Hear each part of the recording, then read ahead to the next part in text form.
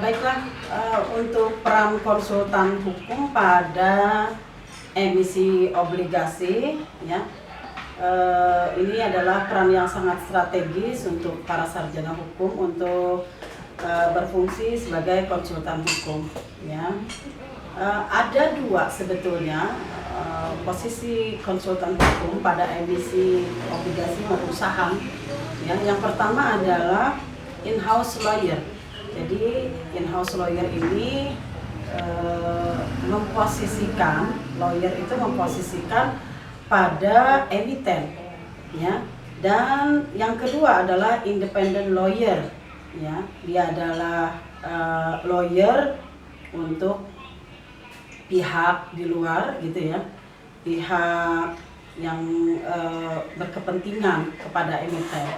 Nah, kalau in-house lawyer, dia berusaha untuk mempertahankan semua kepentingan-kepentingan emiten dalam berbagai persoalan hukum, ya.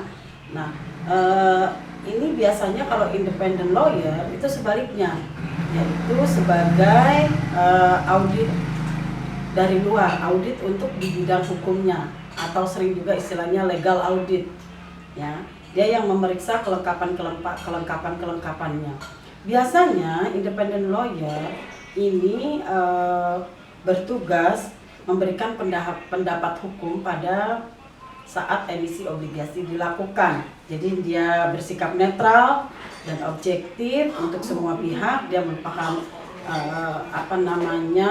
legal audit yang tugas dan tanggung jawabnya memberikan pendapat hukum bagi semua pihak yang terlibat pada emisi obligasi maupun saham, ya. Nah, artinya untuk kepentingan emiten bagi in-house lawyer bukan berarti melakukan pembelaan dan apapun yang dilakukan itu membenarkan emiten. Tidak seperti itu. Tapi tugas lawyer in-house terutama untuk membantu emiten menyiapkan semua perjanjian pada pihak-pihak terkait pada proses emisi obligasi, ya.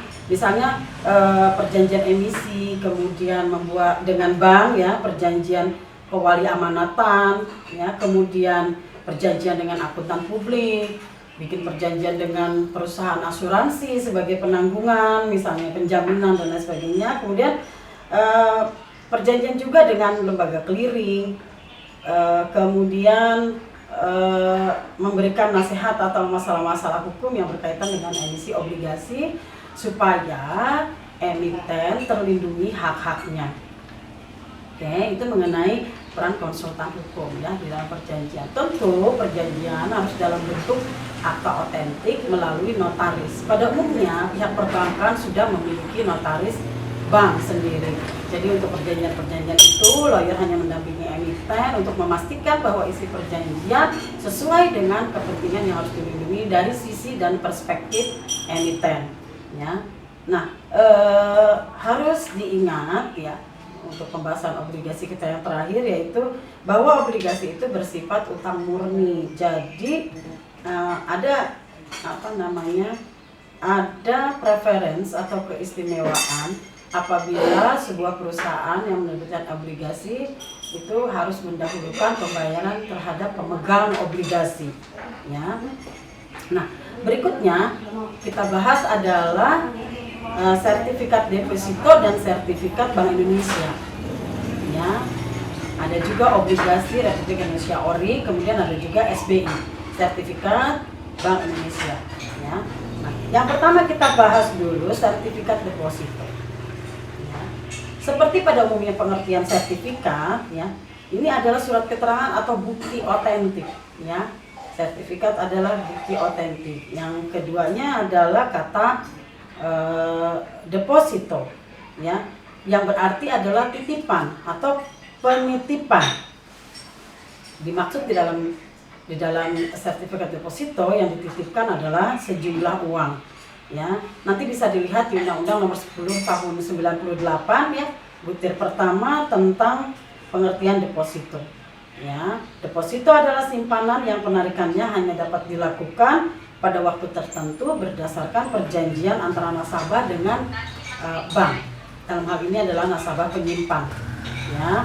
Nah, dalam Undang-Undang 1098 tentang perbankan, pengertian sertifikat deposito adalah simpanan dalam bentuk deposito yang sertifikat bukti penyimpanannya dapat dipindah tangankan. Nah, di sini disebut sebagai dapat dipindah tangankan karena dapat dijual, dapat diwariskan atau dapat dihibahkan pada pihak lain, ya. Tentu semuanya berdasarkan perjanjian karena punya nilai uang dengan mata uang tertentu, ya. Nah, ada beberapa syarat untuk sertifikat deposito, ya. Nah, yang pertama adalah bagian halaman depan harus dicantumkan kata-kata tentang nama surat berharga. Itu waktu kita awal pertama belajar bahwa surat berharga semuanya harus memiliki nama, ya. Itu mutlak, itu syarat yang harus ada. Harus ada tulisan sertifikat deposito, ya. Terus harus ada tulisan dapat diperdagangkan, ya, atau ditulis diperjualbelikan, ya, dalam ukuran yang besar, ya, yang cukup untuk dapat dibaca dengan jelas oleh para pihak yang melihat, ya. Kemudian harus ada nomor serinya atau nomor urut dari deposito itu. Kemudian nama dan tempat kedudukan, ya, dari penerbit. Kemudian nilai nominal dalam rupiah. Kemudian tanggal dan tempat penerbitan, tingkat bunganya berapa, ya, dalam istilah perbankan disebut diskonto, ya, tingkat bunganya berapa. Kemudian ada tulisan atau pernyataan bahwa penerbit mengikatkan diri untuk membayar sejumlah uang tertentu dalam rupiah pada waktu dan tempat tertentu. Nah, ini kaitannya dengan kapan jatuh temponya harus jelas, tanggal dan tempatnya. Kemudian harus ada tanda tangan direksi atau pejabat yang berwenang dari penerbit, ya. Kemudian tanda tangan pejabat dari kantor cabang di tempat sertifikat deposito diterbitkan. Nah, pada saat kita masuk ke dalam sertifikat deposito, artinya kita sudah masuk ke dalam dunia perbankan, produk dari perbankan. Kemudian selain tadi yang dibahas syarat yang harus ada dalam halaman muka, ada lagi syarat-syarat beberapa yang harus ada di halaman belakang, ya.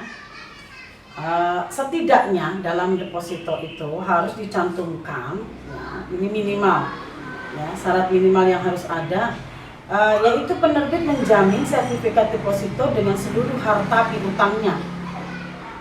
Kemudian yang kedua, sertifikat deposito dapat diperjualbelikan dan dapat dipindah tangankan dengan cara penyerahan. Kemudian pelunasan dilakukan pada tanggal jatuh tempo atau sesudahnya dengan menyerahkan kembali warkat sertifikat deposito yang bersangkutan oleh pembayar. Ya, nah ini adalah syarat-syarat untuk sertifikat deposito pada perbankan. Nah, tadi saya menyebutkan adanya SBI, Sertifikat Bank Indonesia. Ini yang khusus diterbitkan oleh Bank Indonesia. Nah, ini juga menggunakan istilah atau asas lex specialis derogat leg generalis, ya. Ada peraturan yang berkaitan dengan Bank Indonesia yang kemudian di dalamnya adalah pengaturan tentang sertifikat Bank Indonesia. Biasanya ini menurut surat keputusan direksi Bank Indonesia, ya. Jadi itu bisa berubah-ubah karena bukan dalam bentuk peraturan perundangan tetapi hanya dalam bentuk SK, sehingga SBI itu memang merupakan pengaturan yang sangat spesial, ya, yang sangat khusus karena hanya dilakukan oleh Bank Indonesia. Ya, bisa diambil sebagai pegangan tentang pengertian sertifikat Bank Indonesia. Ya. Surat berharga atas tunjuk dalam rupiah yang diterbitkan secara diskonto oleh Bank Indonesia sebagai pengakuan utang berjangka waktu pendek dengan sistem diskonto. Oke, nah maka bisa ditarik kesimpulan bahwa SBI memiliki klausula atas tunjuk atau atas pembawa sehingga dapat dipindah tangankan dengan mudah, baik secara langsung dari tangan ke tangan maupun melalui lembaga perbankan. Kemudian yang kedua ya, kesimpulannya adalah penerbitnya hanya bank sentral di Indonesia, ya, yaitu Bank Indonesia. Kemudian SBI adalah bentuk surat pengakuan utang, ya. Kemudian SBI jangka waktunya pendek, ya, perhitungan bunga menggunakan sistem diskonto, ya. Nah, mengenai bagaimana sistem diskonto itu adalah bagian teman-teman kita yang ada di Fakultas Ekonomi, ya. Ada beberapa syarat yang juga berlaku untuk SBI, ya. Sama dengan surat berharga lainnya, harus menunjukkan namanya. Di situ di halaman pertama harus ditulis sertifikat Bank Indonesia dalam ukuran yang besar yang cukup untuk dapat dilihat atau dibaca dengan jelas oleh orang yang melihatnya. Ya, kemudian ada nomor serinya, nomor urutnya gitu ya. Kemudian ditulis di situ berlaku untuk jumlah gitu ya, berapa disebutkan rupiahnya, ya, baik dalam bentuk angka maupun dalam bentuk huruf. Terdapat tulisan nama dan tempat kedudukan dari penerbit, dalam hal ini adalah Bank Indonesia, disebutkan alamatnya. Kemudian harus ada klausula atas tunjuk atau atas pembawa. Kemudian tidak juga dilupakan tempat dan tempat penerbitan. Ya. Kemudian pernyataan bahwa Bank Indonesia mengikatkan diri untuk membayar sejumlah uang tertentu dalam rupiah. Oke. Demikian. Assalamualaikum warahmatullahi wabarakatuh.